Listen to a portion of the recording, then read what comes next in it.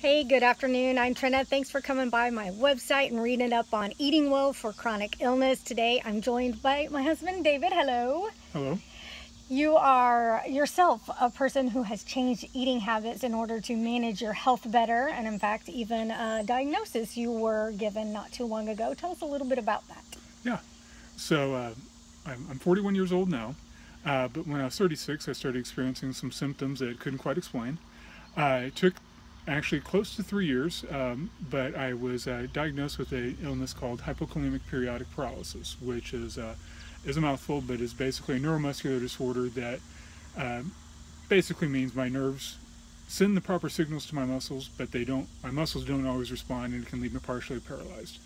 And it's very diet dependent on what triggers a lot of those conditions, those moments. So it can be managed with some medication and diet then. Yes. And what are the dietary changes that you notice benefited you most?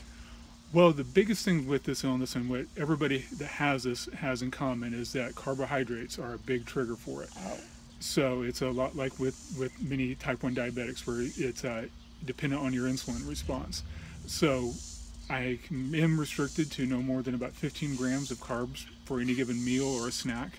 No more than about 60 to 80 in a given day even. So I always have to make sure I keep that blood sugar response very stable. So, before this diagnosis, I was vegan. Ate a lot of carbohydrates to get, carbohydrate sources to get those proteins in, a lot of grains and things like that, which if you are vegan, you know all about that, how to get your proteins, or a runner, exactly. But obviously, when you try to restrict that carbohydrate, but still need to get protein and other essential nutrients, I had to make a lot of changes. So the first thing I did after the diagnosis was change over to a vegetarian diet, incorporating a lot of eggs and dairy into that, and alternative protein sources that would work with the low carb plan that I had, which did help quite a bit. Again, great way to with this condition, it's very easily and best managed through diet.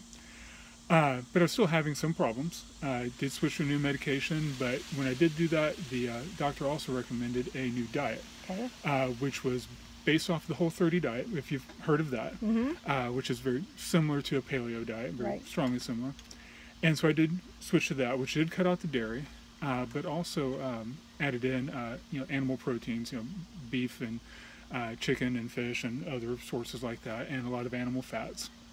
And since then, incorporating those in, getting a wide variety of proteins and other fats and other things in there, reducing the amount of starchy carbohydrates even more, and just bringing a lot of just more natural foods, just like salads and raw vegetables and things like that, essentially straight out of the ground, has helped tremendously. And I actually don't know the last time that I actually had one of my paralytic episodes. Awesome. So awesome. Well, that's a great testimony. Eating well can make you feel better on the inside. You can do more on the outside.